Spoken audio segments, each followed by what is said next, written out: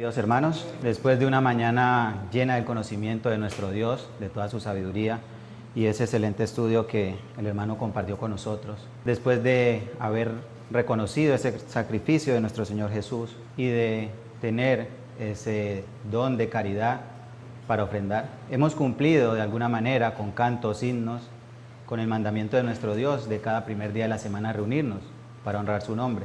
Pero como yo diría no coincidencia, el tema del sermón tiene algo que ver con el estudio, porque tal vez el hermano no dio el espacio para hacer comentarios o preguntas, porque una pregunta sería ¿cómo me puedo quitar esas máscaras? Porque a veces reconocemos que tenemos muchas máscaras, pero a veces se nos dificulta hacerlo. Pero el Espíritu Santo, Dios, no se queda con nada, y a través de este sermón tal vez algunos podamos identificar una de las formas para quitarnos una de esas máscaras. Y es avivando el fuego que hay en mí. Eso es lo que Dios quiere como cristianos, que nosotros nos despertemos, nos calentemos y honremos su nombre, pero de una manera consciente. Por eso quiero empezar con esta historia, la historia de Antón. Antón era un judío y dueño de una de las panaderías más famosas de Alemania. Cuando le preguntaban cómo había sobrevivido al holocausto, el holocausto nazi, que fue cuando el imperio alemán empezó a matar a todos a los judíos y de ascendencia judía, e incluso reclutaba gente para poder asesinar a todos los que fueran judíos. Antón, siendo judío, le preguntan cómo había sobrevivido a eso, viviendo en Alemania. Y solía contestar con esta historia. ¿Sabes por qué estoy vivo? Cuando era adolescente, los nazis nos subieron a un tren rumbo a Auschwitz. Días enteros sin comida, sin agua, sin abrigo. Nevaba. El frío era brutal, la muerte estaba en cada rincón del vagón. Junto a mí, un anciano temblaba sin parar. Yo también me estaba congelando, pero usé mis manos para frotar las suyas. Su cara, sus piernas, lo abracé toda la noche, le hablé, le pedí que no se rindiera. Cuando salió el sol, descubrí algo que me estremeció. Todos los demás en el vagón habían muerto congelados. Solo quedábamos él y yo. Él vivió porque lo mantuve caliente. Yo viví porque lo mantuve vivo. Y entonces Antón decía, el secreto de la supervivencia es calentar el corazón de los demás. Cuando das calor, lo recibes también. Cuando ayudas a vivir, vives tú también. Hermanos, no es casualidad que tal vez Antón, siendo judío, conocía las Escrituras y conocía que uno de los principios y de los mandamientos del Señor es amarnos unos a otros. Y Pablo amaba demasiado a sus discípulos. Y uno de sus discípulos más queridos era Timoteo. Y por eso en 2 de Timoteo, capítulo 1, verso 6, le decía, por lo cual te aconsejo que avives el fuego del don de Dios que está en ti por la imposición de mis manos. ¿Pero qué significa eso, hermanos? Avivar el fuego. Lo que Dios quiere, y el Espíritu Santo le decía a Timoteo a través de Pablo, y nos dice hoy a nosotros, es que despertemos esa actitud, que empecemos a reconocer que no vamos a llegar al cielo solos, que necesitamos calentarnos unos a otros. La fe, a pesar de que la salvación es individual, requiere de un trabajo en equipo. Jesús lo demostró.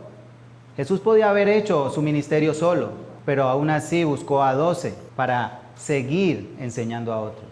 No porque Él no pudiera hacerlo solo.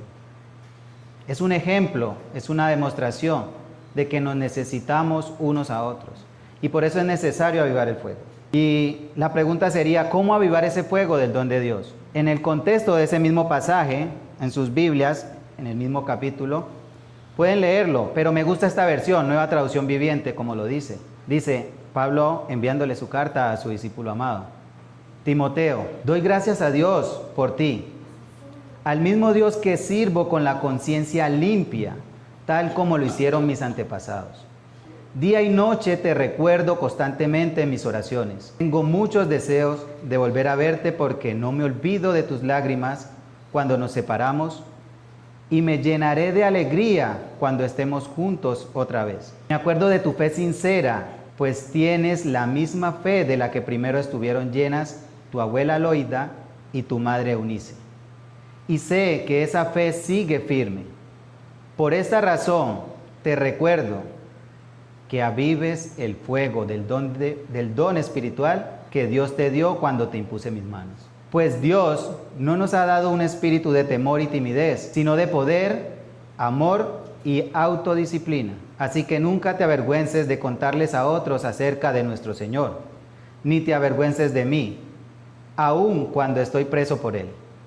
Con las fuerzas que Dios te da, prepárate para sufrir conmigo a causa de la buena noticia. Hermanos, el Señor quiere eso. Quiere que tengamos ese mismo fervor, ese mismo amor hacia los demás. Esa carta es demasiado sentida y demuestra cómo Timoteo amaba a Pablo, porque ahí dice que se acuerda de sus lágrimas cuando se separaron. Tal vez nosotros hoy no nos interesa a los hermanos que se han ido. Tal vez no nos interesa la gente del mundo que se pierde y que se va a condenar. Pero lo que Dios quiere es que despertemos, que avivemos ese fuego y que empecemos a calentarnos unos a otros. Que entendamos que esa gracia que Dios ha tenido con nosotros debe ser compartida y debemos tener ese don. Y como lo dice ahí, amor y autodisciplina. Autodisciplinarnos.